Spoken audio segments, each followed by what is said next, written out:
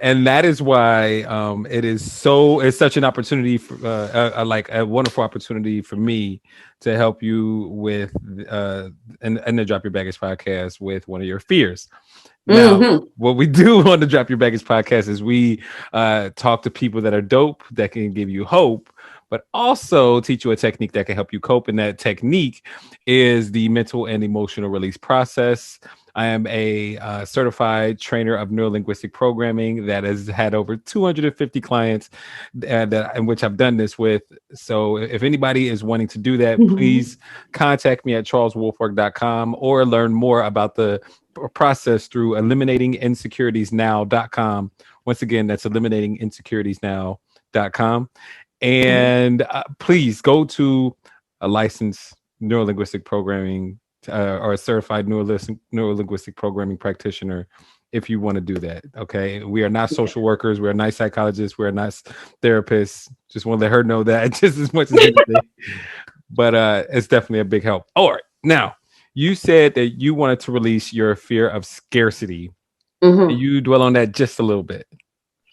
Yeah, the fear of scarcity. I was like, as some of my stories that I've shared before, what was what I call the constant was always scarcity. I was Mm-hmm. always at a point in life where like I didn't have, and food was one of a big one. Didn't have food. I mean, I was really skinny. I was like, oh, you're so slim. That's because I was starving. Duh. I want to be slim on purpose. But I was always afraid. I was not, no, I was afraid of, like, I have the fear of like just being so poor that I'm on the street, right? Not having something enough.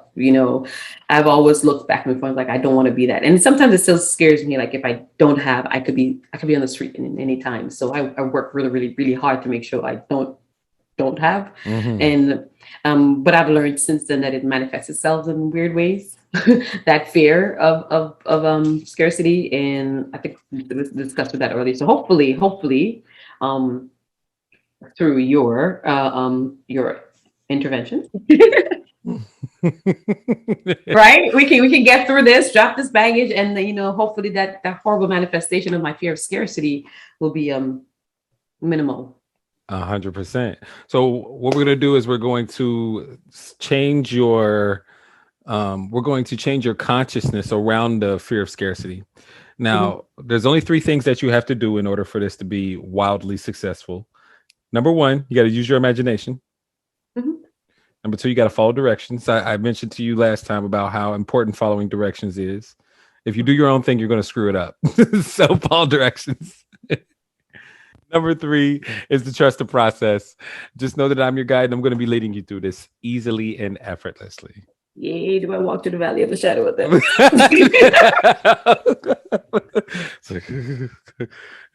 No evil. Have faith. Have faith. We got this.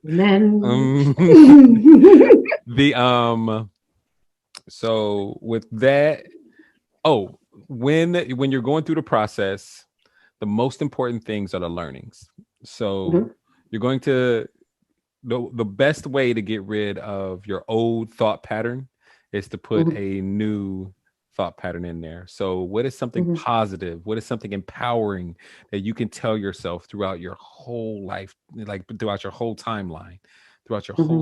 What's that positive thing, that positive affirmation, that lesson, that learning that you need to have so you can change that negative thought pattern to a positive thought pattern? Now, you'll see. Now,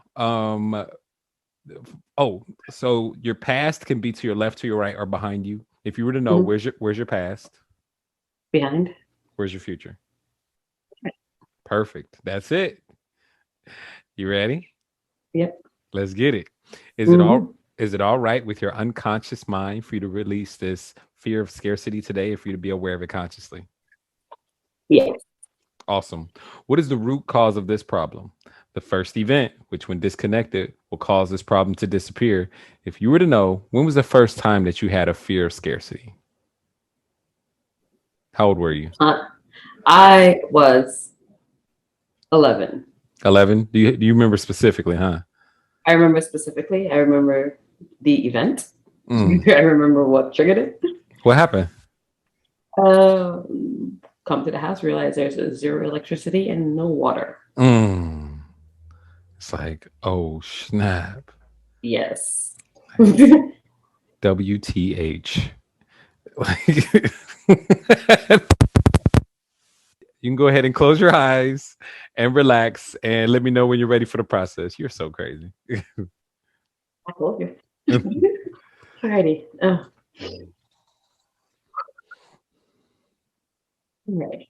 Awesome. Mm-hmm. Awesome.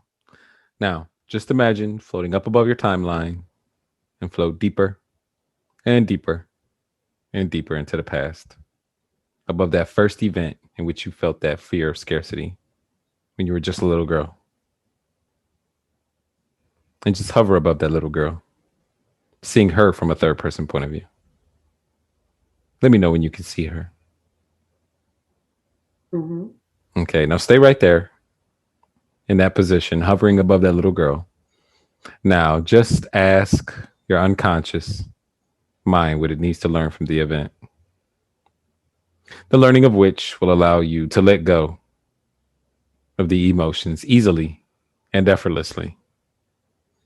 Your unconscious mind can preserve the learnings so that if you need them in the future, they'll be there. Just tell your unconscious mind to preserve the learnings. Listen closely. What is something positive and empowering you can tell that little girl with the consciousness that you have today that will allow the emotions to evaporate like water on the concrete on a hot summer day? And as you preserve these learnings, the emotions are starting to dissipate more and more until they're all gone. Just let me know when they're all gone. Sure. Awesome. Now, once again, the most important thing about this whole process is the learnings that you're replacing the negative thoughts with. So with your eyes closed and you hovering above that little girl, tell me, what did you learn?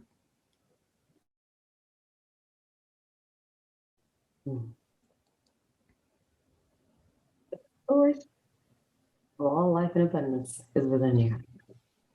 Say that one more time. The source of life and abundance dwells within you. That's right. Make sure to remember that throughout this process. Now, just imagine floating up above your timeline and float deeper and deeper and deeper into the past, above the dinosaurs, and then float into space to where space and the atmosphere connects. And imagine your timeline is the size of a fingernail. Let me know when you're there. There. Now, just float there, weightless, in space. And as you float there, ask yourself now, where are the emotions? Tell me, are they there or have they disappeared? Now. There. Awesome. Now, just imagine floating down inside the event, seeing through your own eyes as a little girl and check on the emotions. Tell me, are they there or have they disappeared? Now. I'm not there. Awesome. Float back above your timeline and then float above the dinosaurs and then float deeper and deeper into space to where space and the atmosphere connects. Let me know when you're there. I'm there. All right, listen closely, very closely. Float very, very high above your timeline, above each and every event in which you felt that fear of scarcity from birth until now in chronological order. Don't skip any event that has a charge on it. Preserve the learnings and let go of that fear of scarcity all the way back to now. Go. Hey, it's all gone. Awesome. Float down into your body and open your eyes when you're ready. Hey. Welcome back. Can you see me now? Look at you. Good job. Very good. Look at you. I love that response. I love it. Uh, mm, you know what? You know what I'm thinking? Well, sorry, that was a lot of talk. No, you're fine. No, you're fine. Go ahead. No, I was just thinking. This is it's the experiences that if we can pause, we got it through Mm-hmm. some of this. Um, it makes it, like I say, you do feel different. Actually, I kind of feel lighter, believe it or not. Weird, but it's like what's standing out to me right now is like what's kind of like being on repeat in my head. It's like you're connected to the source of like Mm-hmm. everything, Yes. right? It's like there's that connection, and just dwell in that, dwell in that Yeah. connection, stay there, get familiar, Mm-hmm. get Mm-hmm. close, Mm-hmm. be besties. And so every time now, and I'm thinking like every time that something goes through, what I think might be it's just like just remember, you're connected to the source. Yes. You're connected. Get out of your own way. Yes. You're connected to the source. It's actually pretty cool. Wow. It is. That's amazing. So let's check on it. All right. Do you smell bacon? Why are you smelling bacon? that's a that's an NLP technique to help you break your state of mind. So, can you remember a time in the past in which you used to feel that old emotion? And go back and notice if you can feel it, or you may find that you cannot. I can't. Actually, it's more going back. I can't feel it. What I actually feel now when I go there in that space is compassion, like complete compassion. Like, you want to hug her. Like, Mm-hmm. it's going to be okay. Yes. Yes. Right, that's what it is. It's like complete compassion. That's what I'm feeling or in that space. Yeah. It's kind of like, me hugging myself in that space. It's totally fine. It's family. You guys are blood. You know what I mean? I know her better than she know me. But yeah, you feel that complete compassion for that in that space. It's like, yeah. I want you to imagine going out into the future to an unspecified time in the future, in which, if the same thing would have happened in the past, you would have felt that fear of scarcity. But it's the future now. So see if you can find that old emotion, or you may find that you cannot. No, I'm sticking with connected. We're tight. Yes. Yeah. Congratulations, you just released a bunch of fear. Yeah. Mm-hmm. We're tight now. We're tight. So that connection with source was something that was a common theme that you had throughout your whole timeline. Mm-hmm. It's like, yeah, I'm connected. It's like this. What are you afraid of? I got you. Mm-hmm. Yeah, I got you. Everything's gonna be okay. It's gonna be okay. Which is pretty cool. And it was actually another, say emotions, more of a feeling of, forgiveness, like forgiving whatever or whomever caused that situation to get that little girl in that fearful space. Right? Those both happened, like in the space. Mm-hmm. Because I'm trying to think of, what could have, because one of the things that you hold on to with that fear is that, the connection of that fear it was done by somebody else, somebody else put such a fear in you or created an environment that caused that girl then to be so fearful. Mm-hmm. And then that connection of people and that fear of scarcity. It kind of tied to a thing I think we spoke about before is like, feeling that people are the reasons or can be the source of that fear. If you allow them space in you, they can create that, environment that you had of feeling so fearful. Always. So they kind of did two things there. It kind of released that, kind of give forgiveness for that person or persons who may have created an environment where fear reigned for that girl. So I was like, it's okay. Wow. Wow. The compassion, not only for yourself, but also for the people that like you said, it put you in that situation, have rang through. What a great amount of growth in such a short amount of time. That's fantastic. Yeah, it was cool. Because one of the prompts was like, you look at the environment, right? And I was seeing all the people in the environment, and I'm like thinking I was seeing multiple people. Yes, I was there too, but I was there with others. Yes. So when I did go there, there was others. So then as I was like, everything else I was trying to notice, I can actually see I can see the room right there, and I was like, yeah. So. No, like that's how you go deepest. You go deepest when you not only see yourself and have that acceptance and compassion and forgiveness and everything for yourself, but when you can branch out and see the whole environment and see that the whole event as one of a bunch of humans interacting with one another, which with you and your sociology degree and everything and who you are, who you embody, you can do that so easily. That's where the massive growth comes. Because then you're like, oh yeah, I went through this and it was crappy. But then what is that person going through? Or what is this person going through? Like that's where so much more growth is just expedited in that short amount of time. Great job. Great job. That was all unprompted too. Well, way to go. It was. That's the thing. Because like I was just thinking about, you didn't ask for that, but I was just like, you go there, but you said above. Right. And I went above and I saw the whole room. Yes. Right. It just bad. I was not the only person there because I remember the day. And so I engaged everything that was in the space. Yes. Yes. That's what takes the great amount of releasing.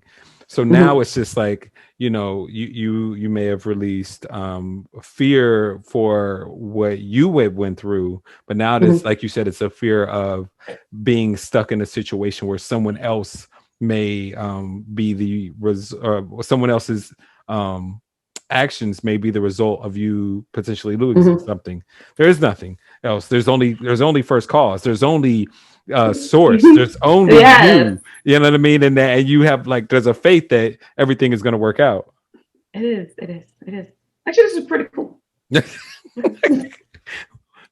What? What did you expect? Okay. You get the credit, okay? Can you describe anything else for the audience out there who has not tried mental and emotional releases yet? I would say be open. The more you open, and I would say just flow, just be, right? And like you said, don't be in your head. Allowing yourself to just go through and completely, you have the reward. I think it's better that way, right? You just go through. It has a bigger impact, and you can feel it. There's I'm like the experience physiological difference from that experience, right? It's not just like the psyche playing. Oh yeah, you should do it. No, that you could feel the it's hard to put words to it, but it's like you feel it. You would feel it, and but I would say it's just like you got to be open completely. You just be. that feeling is a different feeling, right? Like you said, you feel a little lighter. It's right, like a little tingling here and there. It feels good, and there's like this excitement, like you're ready to take on the world. Like, what's coming my way? How is your perspective of things to come any different as of right now? Now, I know I'm asking you a lot of different circumstantial questions. However, that's something that you'll see where the triggers aren't going to be as intense as before. So where do you see yourself in the future with this lack of fear? I see in the future less, I would say, the fear of other people like creating an environment. It's just like, so put it this way. At times I would be like, well, so and so could be the reason that I feel like whatever way, but I now know that that power is not in them, you know? So, and that is in me. And then they're reminded, like, no, they don't have that power to have you feel a certain way. Mm-hmm. So stop being afraid. And like, it's supposed to happen to you, and you're going to lose this and you lose that. And just overthinking. You're connected. You're connected. Ah, you're a rock star. I love it.